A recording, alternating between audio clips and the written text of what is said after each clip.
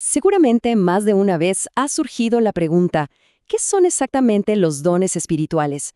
Bueno, hoy vamos a meternos de lleno en una enseñanza muy interesante que los clasifica en dos grupos bien claros.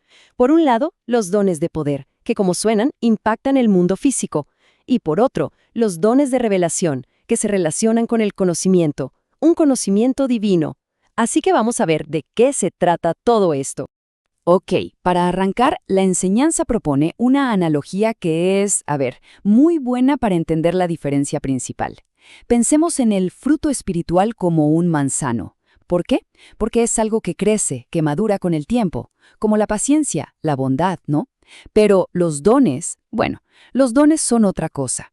Son más parecidos a los regalos que se ponen en un árbol de Navidad. No se cultivan, simplemente aparecen, se reciben en un instante.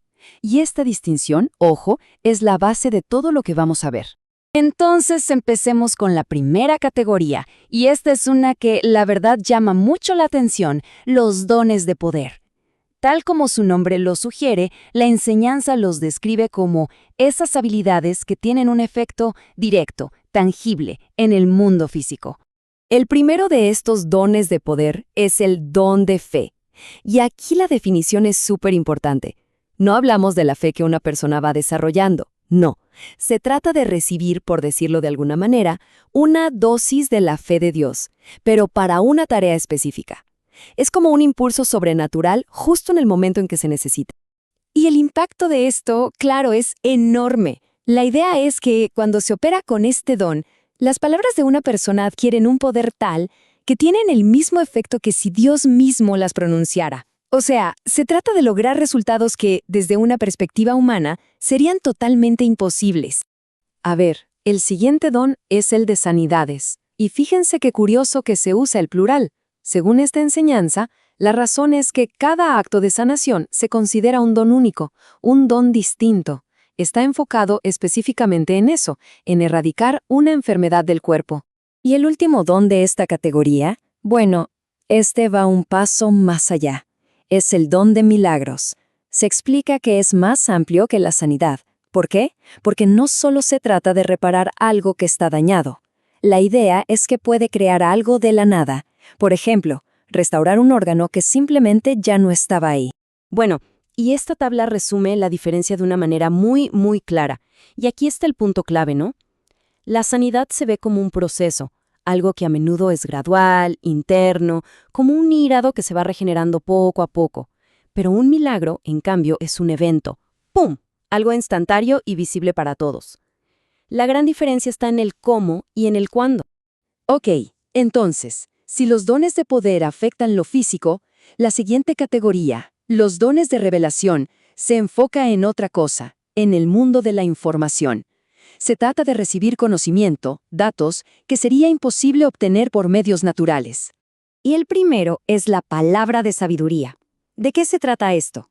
La enseñanza lo define como, imaginen recibir la pieza justa de un rompecabezas. No es que se obtenga toda la sabiduría divina de golpe, para nada. Es recibir solo ese fragmento que se necesita para saber exactamente qué hacer o qué decir en una situación muy concreta. De una forma muy similar funciona la palabra de conocimiento. Consiste en recibir un dato específico. Ojo, no es un consejo sobre qué hacer, sino un hecho, un dato concreto que sería imposible conocer. Como por ejemplo, un detalle súper personal de la vida de alguien a quien no se conoce de nada. Y el último don de revelación es el discernimiento de espíritus. En esencia, se describe como una especie de radar espiritual. O sea, la capacidad de percibir qué tipo de influencia espiritual, ya sea divina, humana o de otra naturaleza, está operando en un lugar o en una persona. Ahora bien, para que todo esto no quede en pura teoría, la enseñanza recurre mucho a las historias, porque es justamente en la práctica donde estos conceptos, que a veces son un poco abstractos, de verdad cobran vida y se entienden mucho mejor. Y aquí surge una idea que suena casi como una paradoja, y es que, a menudo, los grandes milagros vienen después de actos muy pequeños, actos que a veces hasta parecen ilógicos. La pregunta es, ¿cómo puede ser esto? Y miren, esto lo ilustra a la perfección con 3 ejemplos bíblicos. Vemos a un profeta que echa sal en el agua, harina en un guiso, un palo en un río. O sea, acciones súper simples que desencadenan resultados extraordinarios. El punto central es claro. La acción en sí no es mágica, sino que funciona como el interruptor que activa el poder. Ahora pasemos a un ejemplo más actual de la palabra de conocimiento. Se cuenta una historia realmente increíble. Imaginen la escena. En medio de una reunión, alguien anuncia algo así como: hay una persona aquí con el miedo específico de que va a perder la vista, en el ojo derecho. Y de repente, para sorpresa de todos, una mujer se levanta. Y lo más impactante es que ese era exactamente su miedo. Y, para colmo, se cuenta que era la primera vez que asistía a una reunión de ese estilo. Y con esto llegamos al corazón del asunto. El propósito de ese don, en ese preciso momento, no era solo la posible sanidad. No, era crear un puente, un momento de conexión tan personal que pudiera construir fe en alguien que, de otra forma, se hubiera sentido completamente invisible.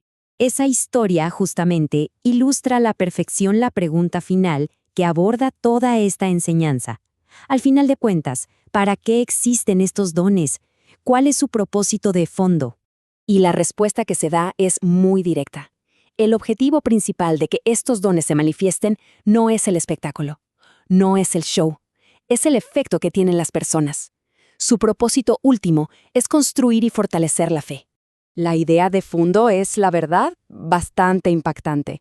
Lo que se postula es que un solo milagro visible puede tener el poder de cambiar por completo la forma de pensar, no solo de una persona, sino de toda una comunidad entera.